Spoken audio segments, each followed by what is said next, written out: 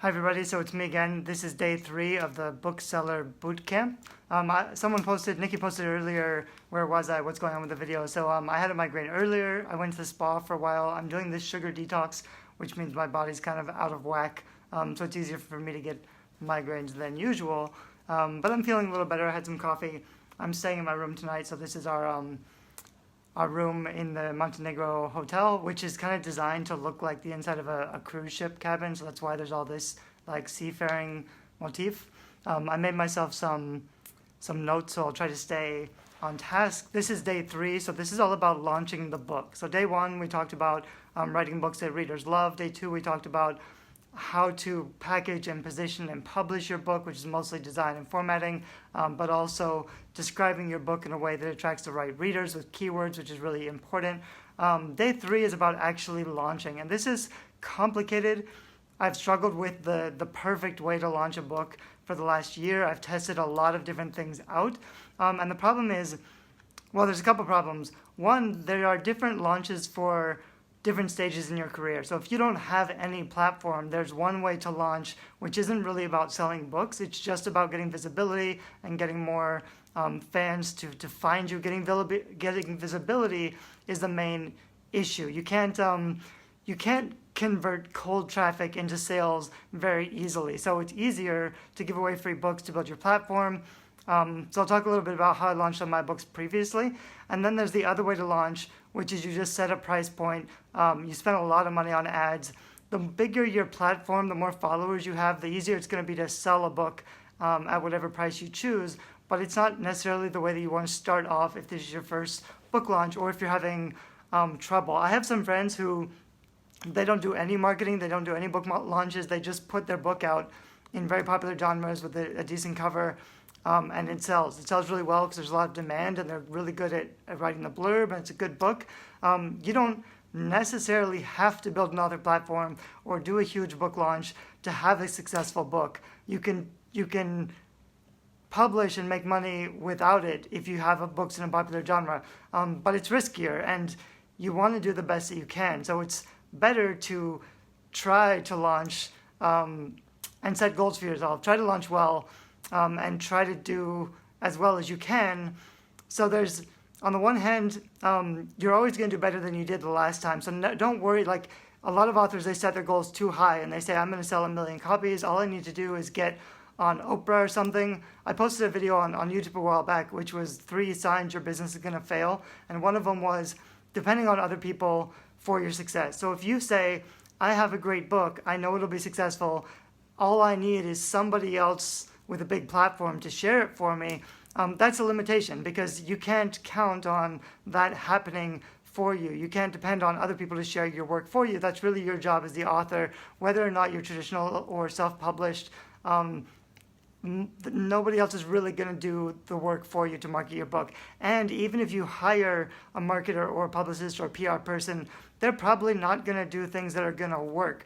There's a lot of people who will take your money and promise a lot of big results. Actually, it's not true. A lot of people will take your money and they don't promise results. They say, you know, we will do these things. We'll do a press release, we'll do billboards or whatever, book signings, things that don't really work. But they also say we don't promise any results. Which is too bad because I know authors who spend $5,000 or $10,000 on a book launch campaign and the book fails. They don't make the money back. Partly because a lot of the book marketing companies, they'll market the book for you, but they won't help you fix the core offer that we talked about in the last video. So they won't fix the description or the book cover or help you get reviews. And if they don't do those things, no amount of marketing is going to help. Your book launch isn't going to work if you haven't done that step well and designed the book right, gotten the reviews, and things like that. But assuming you are going to do it yourself, you do have to learn something about building a platform and doing a launch. What most people get overwhelmed by is what's the timeline? What should I be thinking about? What do I do first? In what order? There's so many pieces. I don't know what to do.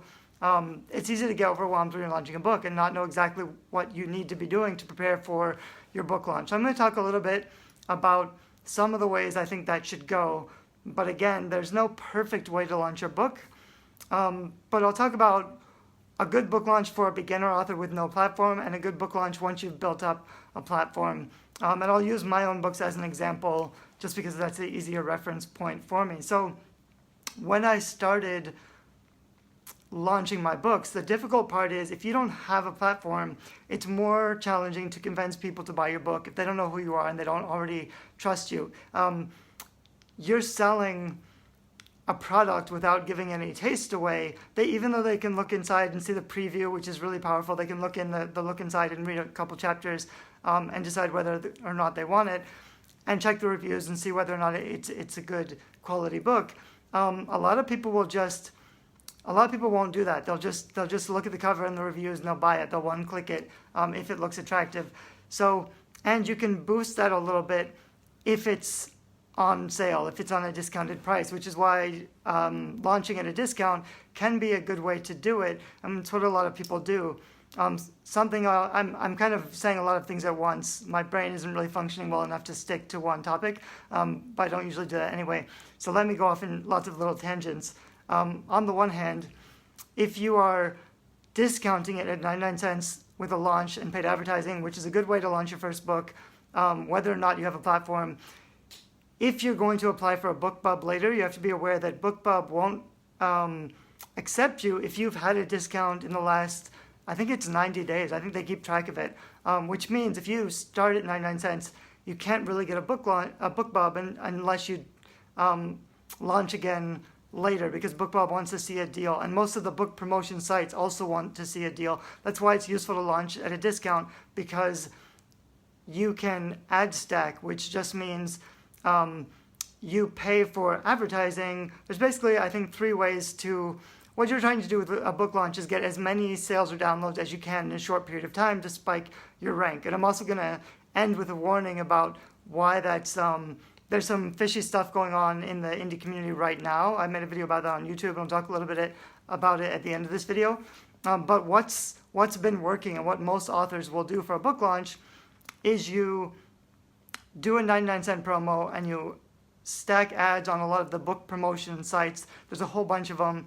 In the workbook, there's a big list of sites, and you have to schedule those in advance. Some of them you can schedule 3 months in advance, some of them only a month in advance. So you really have to plan your schedule. Generally, you'll launch for a week. So you have your launch date, and then you schedule ads for about 5 days, and you schedule 3 or 4 different ad platforms each day so that you get a boost of sales every day within a 5-day period, so that you're kind of training Amazon that your book is selling, and then hopefully you'll spike the rank up so it gets more visibility, and then it will keep selling because it's converting well because you have a nice cover and you have lots of reviews. Some of the problems with doing that is if you have a book on pre-order, you can't get reviews, and you can't really promote a book that doesn't have reviews. So if you just launch your book and schedule the discounts and the ad campaigns, that's not really going to work very well because you don't have the reviews. So the way around that is to put the book on pre-order and put up the paperback book also. You can make it live and then upload a new file and then don't approve the new file, and the book will show that it's been published but it's no longer available. So people can't get the print book, but they can still leave reviews on it because it was published, and that's connected to the ebook. So you can give out ARC copies to your list and ask them to go to the paperback copy on Amazon and leave a review there. It will show up on the pre-order page for the Kindle book, and that's the way to overcome that problem. I generally recommend doing pre-orders. There are kind of 2 trends of schools of thought. Mark Dawson, as far as I know, doesn't like pre-orders because he would rather get a big boost of sales on launch day. If you already have a platform, you can tell your list it's available, it's on sale for 99 cents, and they'll go buy it. You'll get a big spike in your rank on launch day, which will give you more visibility, and that's good. With pre-orders, on other platforms, it works like that because all the sales are counted when the book goes live. But on Amazon, the pre-order sales count as they come in. So if you get a couple sales a day over a 3-month period, that slowly helps and keeps your rank up, but you won't get the spike on release day because of those pre-order sales. So that's worth knowing.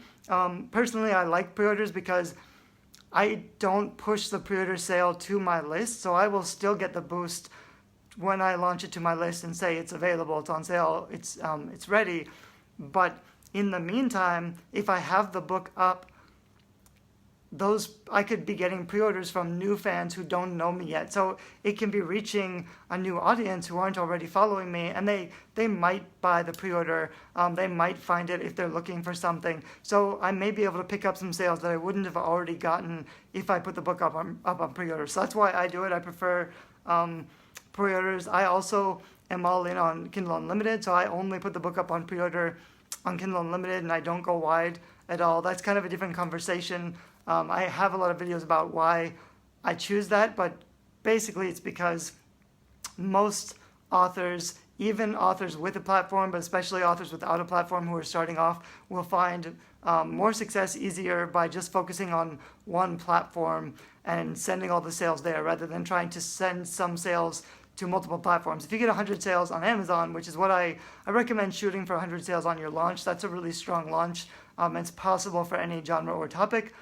100 sales will put you in about the top 1,000 on Amazon, which should put you at number one in your categories if you've chosen categories well.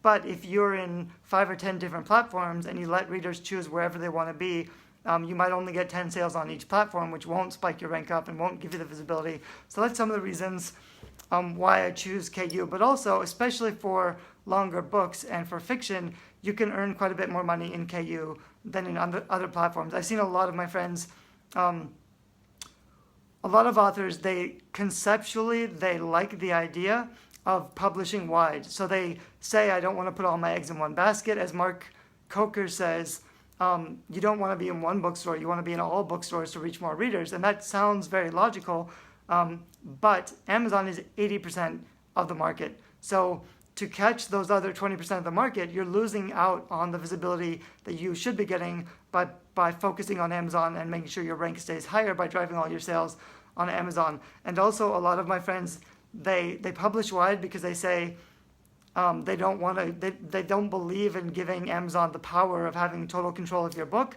It is scary to have Amazon have that much power, but then they don't sell on the wide platforms, and they're not doing very well on Amazon either, and they're not making any money. So a lot of authors take their books off wide and they go back into Kindle Unlimited because they saw more success. So that depends on the project. If you have a big platform and a lot of followers already, then you can publish wide and you can probably build up the same level of income that you're getting with page reads in Kindle Unlimited, but it is more difficult, especially if you're starting off, which is why I don't recommend it for most authors. Let me check my notes because I'm probably drifting off course. I'll talk a little bit more about pricing because one of the things that people ask a lot is what price should I price my book? A lot of authors don't believe in devaluing literature by giving away their free books or doing 99-cent campaigns. They just want to look like the traditionally published books by competing on price and putting their price up at $8.99 or whatever. And the problem is, it doesn't really, if nobody's seeing your book, it doesn't matter what the price is. And it's better to be seen at any price than it is not to be seen at $6.99 or $8.99. For almost all ebooks, $3.99 is a great price point. Sometimes $4.99 is okay. I have friends, especially like in epic fantasy for longer books, that price at $4.99. And then the advantage of pricing higher is that two advantages. One is sometimes a higher price point can make the book look more desirable. Sometimes if it's in Kindle Unlimited, a higher price point can make it more desirable for people who are in Kindle Prime or Kindle Unlimited. They might borrow the book because they're getting a better value borrowing a $4.99 book than they are at a 99-cent book. And also several other things. If you have a $4.99 book and you do a 99-cent discount, that's a bigger discount. So it might be more likely that you could get a BookBub deal or that you'll get picked up by the other book promotion sites because your discount is greater. So instead of going from $2.99 to 99 cents, from $4.99 to 99 cents is a greater discount. You may get picked up on those book promo sites. And also at $4.99, you have more leverage to spend more on advertising. So you could be spending more on advertising because for each $4.99 sale, you'll be earning more money back. So those are all considerations of why you might want to price higher. But if it's not working for you, because generally you'll convert less at $4.99, if it's not working for you, and especially if you have a series, having the first book in a series perma-free works really well, or having the first book in a series 99 cents can work pretty well, except generally I keep my first book in the series at $2.99 or $3.99 so that I can do price pulsing, which just means every month or every couple months I'll drop the book to 99 cents for a few days, and I'll schedule a little bit of book promos on different sites to give it a boost. So if my resting rank at $3.99 or $2.99 is down to like 20,000, every month I might want to do a 99-cent campaign to push it back up into the top 10,000, get back higher up in my category so it gets more visibility. So those are some pricing considerations. You really want to test things out. What you don't want to do is just pick a price based on an ideology and stick with that price even though your book isn't selling. Like, I believe my book is worth $10, so I'm just going to price it that much and not sell any books and be completely invisible on Amazon, because that's not helping either, especially for beginner authors who are building a platform.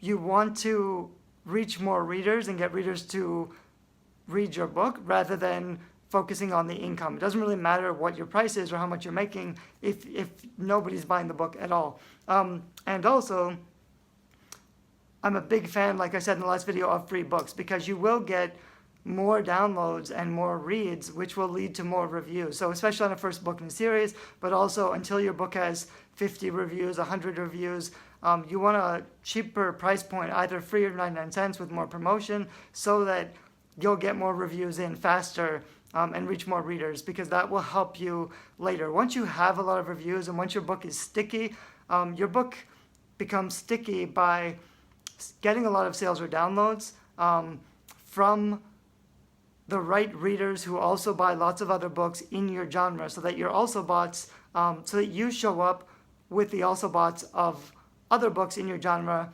all over Amazon, which is going to make your book more visible, which is partly how your book becomes more sticky. So once your rank is doing okay, and you can kind of watch where your rank sticks, generally without doing any promotion, your rank will drop and then kind of hover around one place, which is kind of your resting rank. Hopefully that's, in the top 50,000. If it's below 10,000, the book's not really making very much money, although if you have lots of books at 20 or 30,000 on the Amazon store, at $2 or $3.99, you could still be making pretty good income.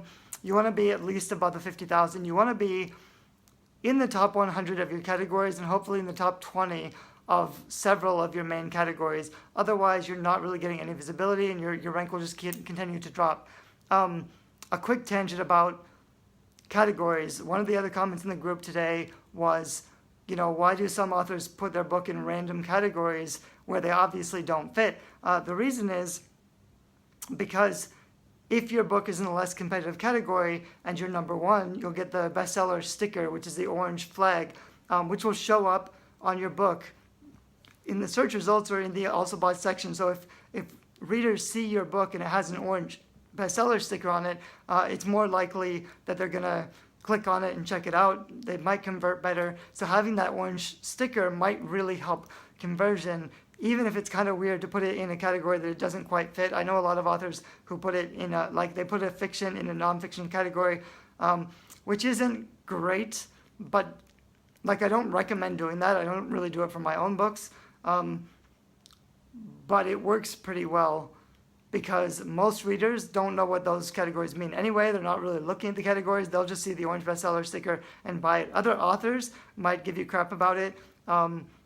Other people who know what they're doing may think that you're scamming the system, and you kind of are. It's misleading. Like I said, I don't recommend it, but that's why people do it, because it does work. It probably does help sell more books. What you want to do is find categories that are small and kind of fit your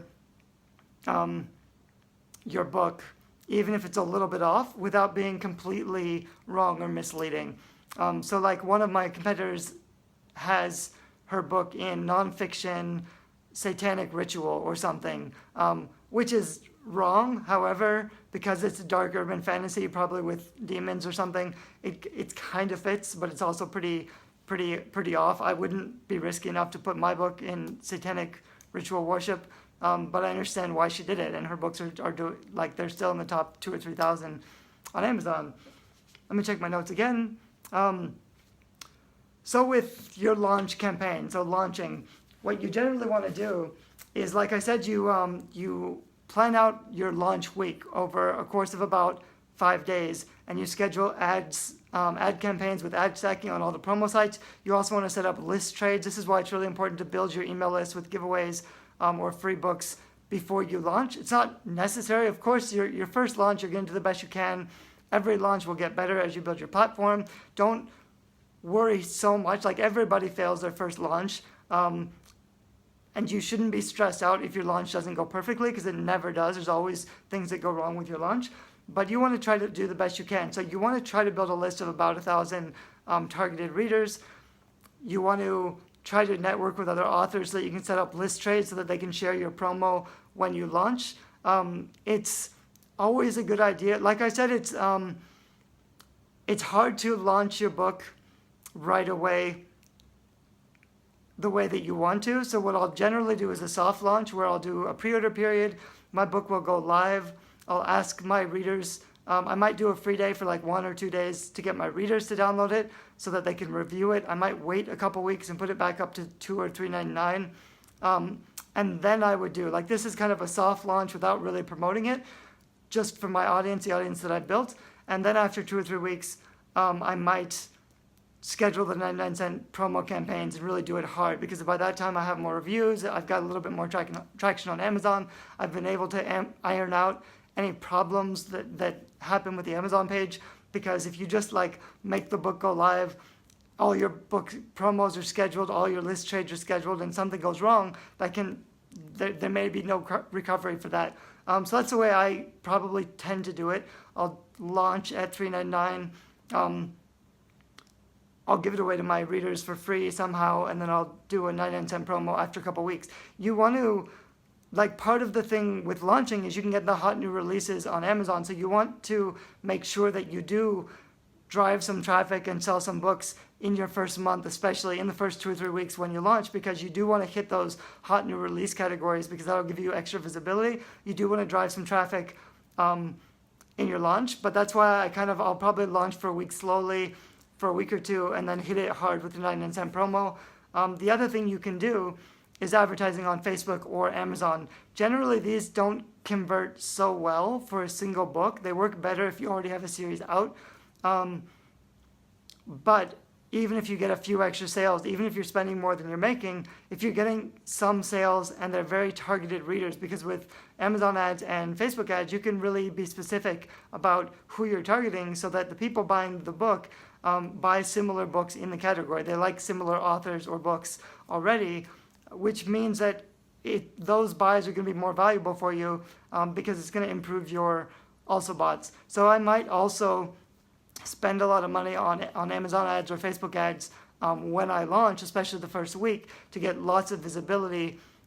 Also because, and this is another tangent I'm going to go off on, and you really should be doing this sooner. This is one of the advantages of self-publishing, because if you don't publish your own book, or if you use Pronoun or something to distribute your ebook to Amazon, you don't have control of the AMS ads. And the reason AM ads are really powerful is because you can test out your sales copy. So what you kind of want to be doing with your pre-order, and this is another reason to put your book up on pre-order, is you can be testing out your sales copy and fixing and improving your blurb before you do a serious promotion where you invest a lot of money on advertising. So I would be slowly spending money on Facebook ads and Amazon ads, targeting the right readers, testing out multiple variations of my hooks and my first couple sentences of my sales copy, because it's really important to get that right, and you're always going to get it wrong. Like, you can't just guess what's going to work the best. For me, like, I've changed my copy dozens of times in the last year, and it's getting better, but I'm still kind of working on it. So you want to be testing that stuff out with ads while you're soft launching it, or while it's on pre-order, to be figuring out the best possible sales, the combination of, header and hook and intro that gets people to click on your ads.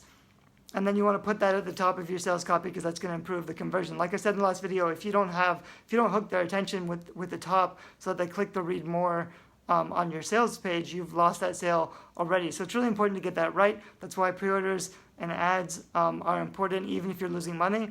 Not only to figure out the best combination of sales copy, but also to figure out and hopefully to get some of your right readers to buy the book, because that's going to improve your also bot, so that when you launch the book, when the book goes live, hopefully if you have the book on pre-order and you've been driving ads, your also bots will also already be populated, which means you'll also have your book be showing up around on Amazon. It'll be more visible, which is really important. If you just launch cold, you're not going to have any also bots. Your book's not going to have any visibility. If you don't also have a big platform, you're not going to get very many sales, even if you built a list of 1,000. And this is another problem I've had, because I give my books away for free to my email list. So if I build a list of 1,000 and then I give them all a free book to get reviews, that email list isn't going to buy the book. So I need other people to buy the book. I need visibility. I use my list to get the visibility by downloading the book when it's free, and leaving reviews and hopefully sharing the book, or I'll do some other giveaways or challenges with content to hopefully they'll share to reach a wider audience. But I haven't sold to my list. That's because I've only been publishing for like a year and a half, so I still feel like I'm kind of building my traffic, my platform, and I haven't really focused on the sales yet.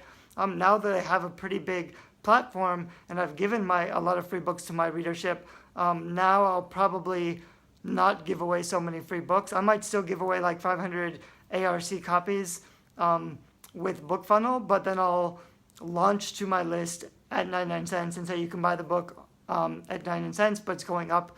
One thing I've mentioned in some other places is that when you do a 99 cent promo to your list, you want to send an email when it's on sale. So I would do this like when the book launches, or whenever you're doing your 99 cent promo. And I would generally say like now, so let me go back and pause for a second.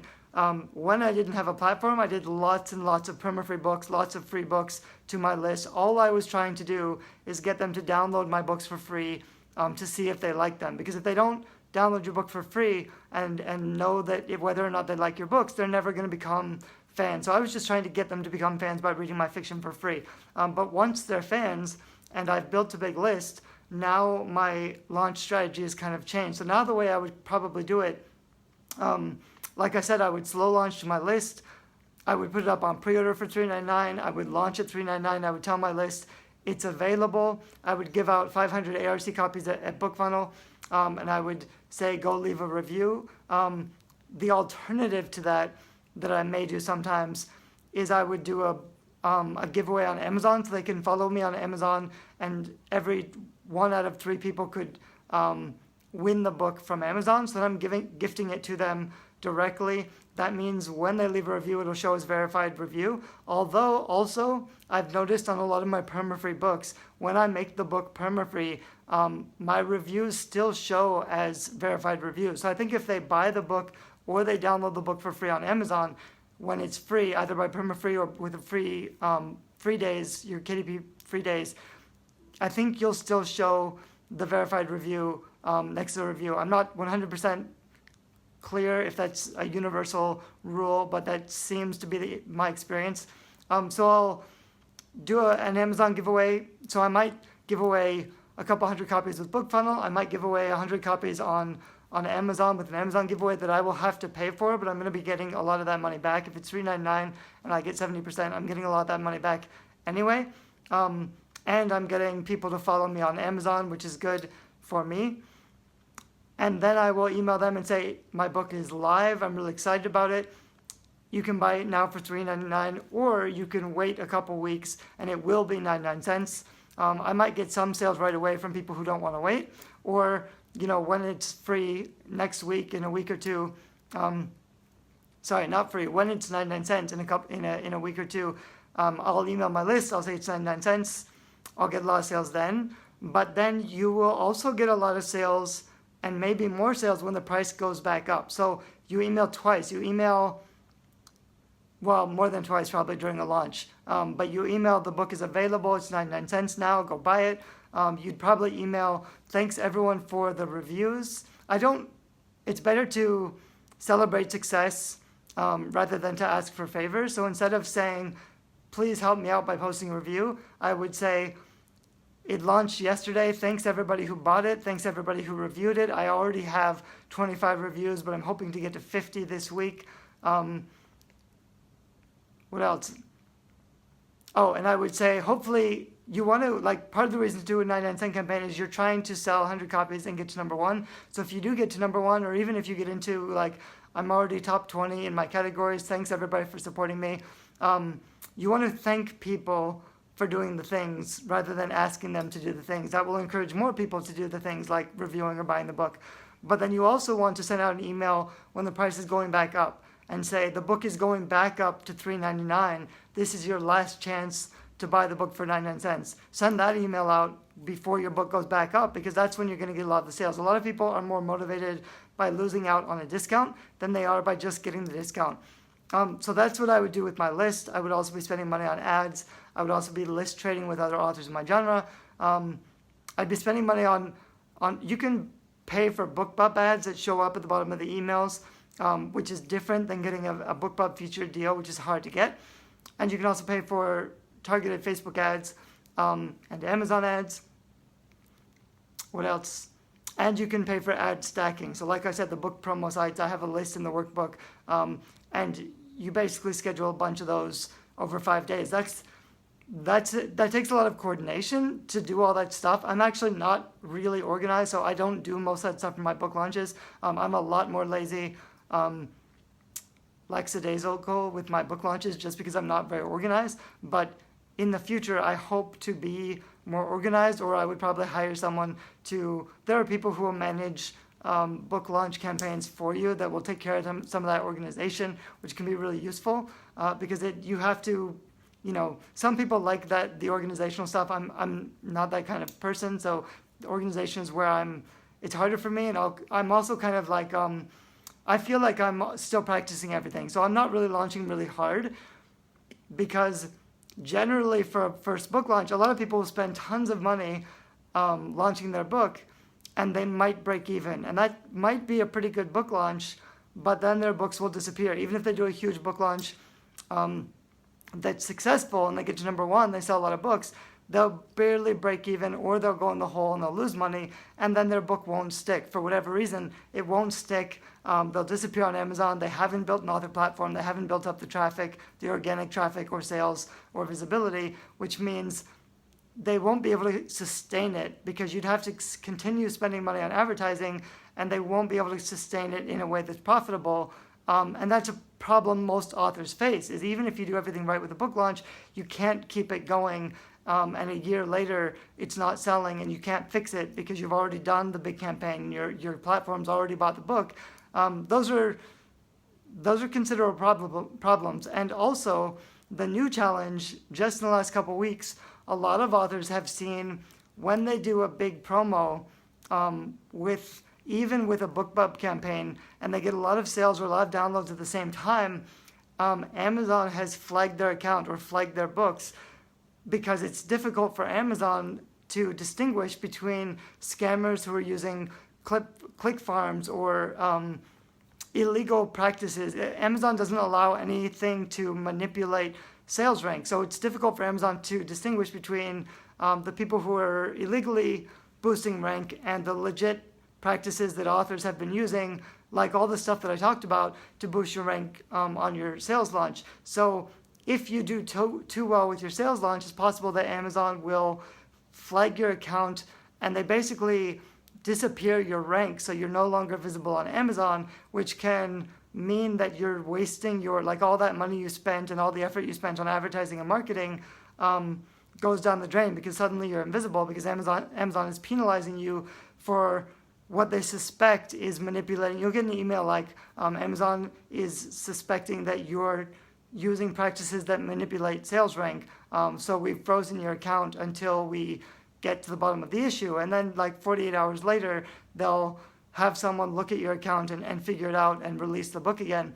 But in that time period, you've killed the book launch. So this is something that's happening right now. Hopefully Amazon will figure I'm glad that Amazon is taking steps to crack down on scammers, but it's too bad that legit authors are being penalized. Hopefully that's not going to be a long-term problem, but that is something to kind of be cognizant of because it's happening right now. And again, this is why, like, I built the Guerrilla Publishing course to handle the shortest distance between launching a book to #1 bestseller for people who didn't really want to build a long-term author platform. But if you do want, and you should want, organic long-term sales where you're selling books and you're sticking on Amazon consistently without effort, without promotion, without marketing. So the easiest way to do this is advertising. Once you figure out advertising, you can just spend, like I've noticed with some of my books, and like I said, I'm not really pushing my books hard right now,